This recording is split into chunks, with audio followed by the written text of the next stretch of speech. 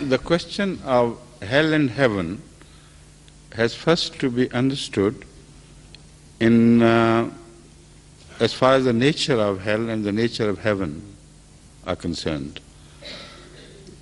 If it is just a pit of fire like the one presented in our fiction, like Milton's Hell and Milton's Paradise, or Inferno by some other scholars. It's an Italian, it was an Italian author who wrote Inferno, didn't he? What was the name? What? Dante. Dante's Inferno. This is not the religious concept, in fact. The religious concept is very different from the commonly held view about the hell and also about the heaven. So whether they're everlasting or not, how far can they be everlasting? What is the justification of giving a punishment to against a limited sin, limited in time, limited in its volume and application, which punishment is overwhelmingly large, out of all proportion, and everlasting is inconceivable. But what is the mechanism, what is the philosophy of all this? Without understanding these questions, my answer will not be understandable. But I'll have to be very brief. It's a very big issue I have taken up.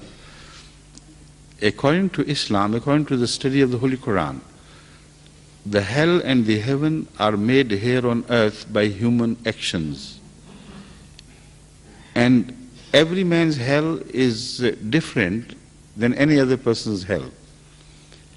We create our own hell, and we create our own heaven. How do we do it?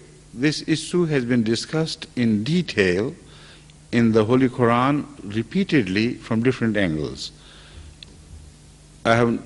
This is not the appropriate time to go into a detailed discussion, but I can give you the gist of my study.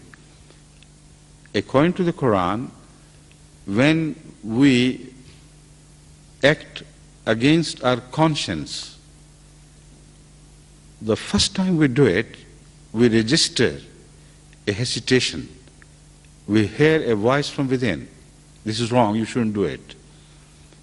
But when you do it repeatedly, then the voice of protest from within is stilled ultimately. And then you have free hand to do whatever you like, but you know it is wrong, even if you do not read much of religion or religious doctrines. It has related to the human psyche as it is created by God.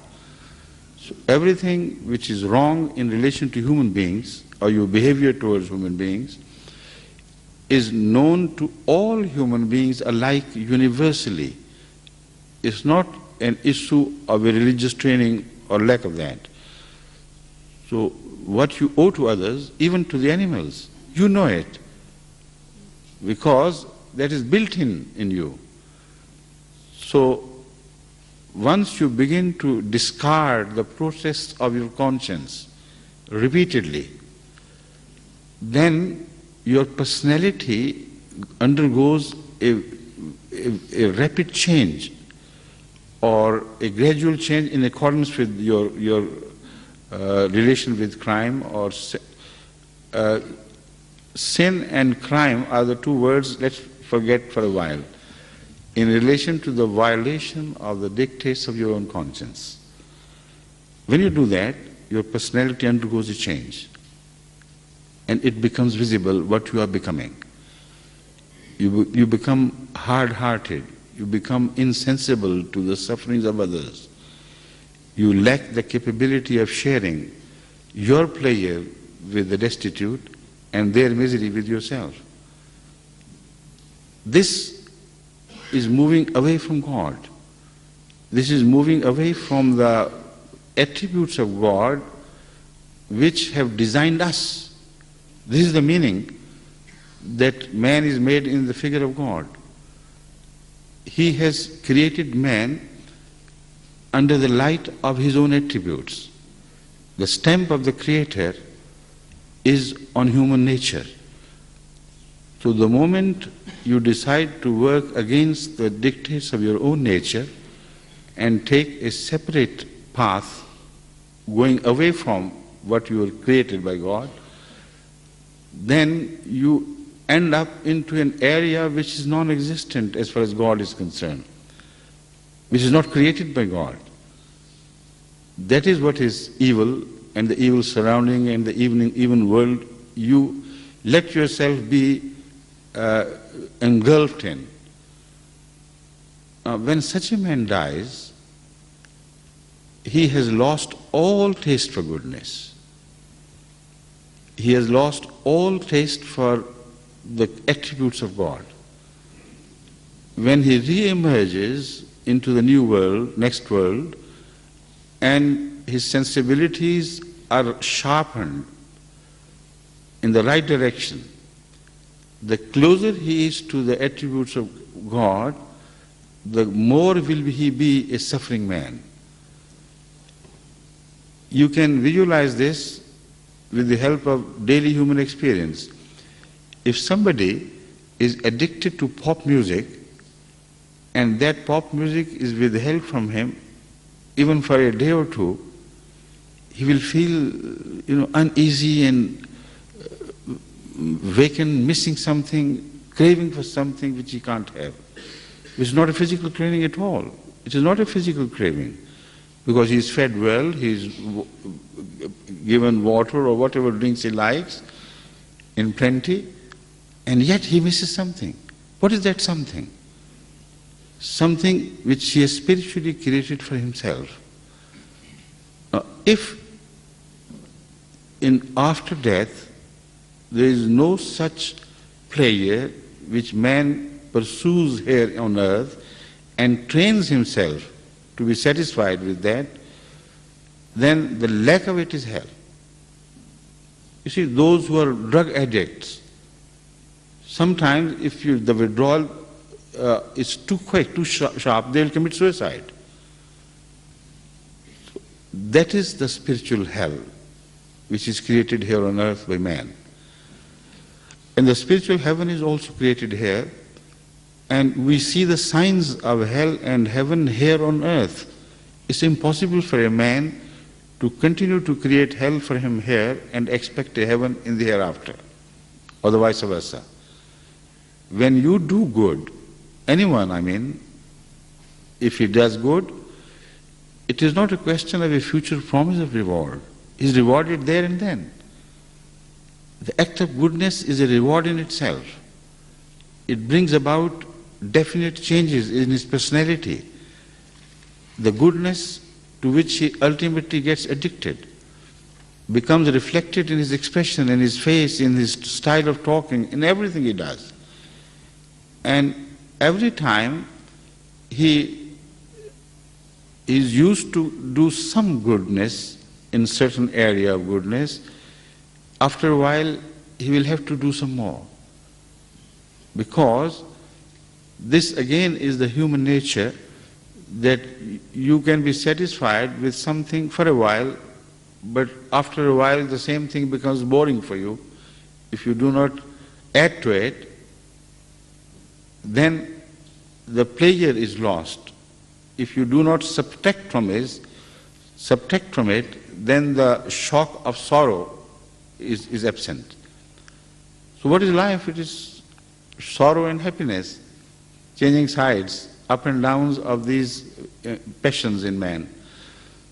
So exactly like this, goodness goes on building itself in man. And when it becomes eternal in him, when it becomes an integral part of him, then the reward has to be eternal. Because death is not his own design. He does not cease to do goodness because he's tired of it. He's rather addicted of goodness. So according to the Holy Quran, that is the true definition of goodness, which comes and stays with you, never leaves you afterwards.